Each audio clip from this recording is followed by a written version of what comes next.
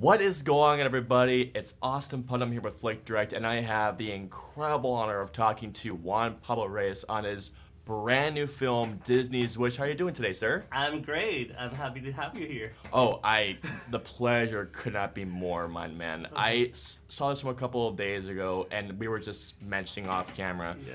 I loved this movie. Aww. And as a massive Disney fan, this felt like, I was talking to someone how it felt kind of like almost like a greatest hits of all Disney developments while also going into the future as well. So when this idea comes to you, what was the thing about the pitch to you that made you say, I gotta have my name on this thing?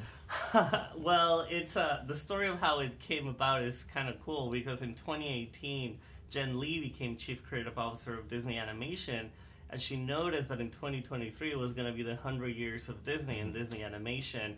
So she kind of announced to the studio that she wanted to pursue an animated movie that was completely original while still having the Disney DNA to celebrate the 100. So I immediately raised my hand, and at the time I was in development. I was a creative executive. Ooh. So I got the privilege of being with the movie from the conception of the idea. And we brought in people from the studio because we're all Disney fans and we wanted to create, a love letter to Disney. So people started to bring up in roundtables ideas like hope and joy and wishing on stars of like what Disney meant to them, and that's where we started, and that concept of stars became a big north. Now, knowing it's the 100-year anniversary of Disney, let's just say hypothetically as a fun one, if Disney was still alive, if you could ask him one question, I know it's a big one. Oh my God. What could you ask him?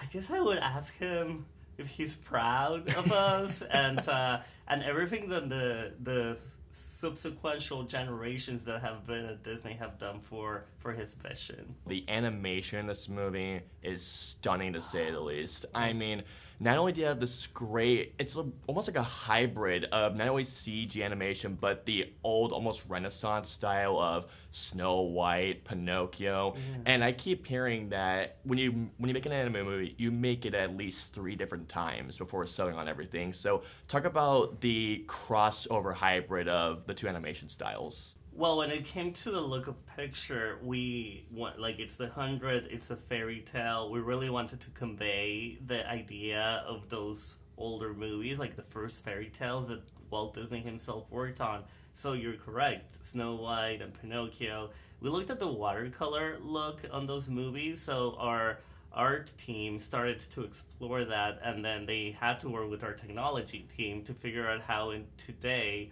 we can evoke that feeling of that past time while also pushing it forward, doing something fresh.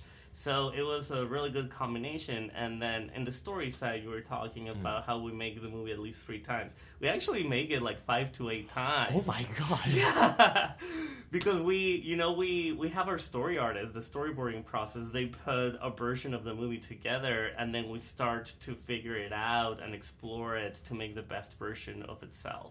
And this movie has really a lot of Disney references, and I mean, of course, I don't want to give anything away. How do you go into which specific references as a way to only help enhance the storytelling of it? Well, we started with the star, right? And wishing on a star that we see in so many Disney movies. That was kind of our starting point. And then we wanted the return of the Disney villain, so we knew that. We knew they wanted to be a musical. We knew that he wanted to be a fairy tale. So all of those Disney elements and the talking animal, all of those things were kind of like in the basis of it. And then after that, we allowed for people throughout the process, from writing to animation to art, to put in their own Disney references that fit into the movie. Well, as long as they make sense with the story.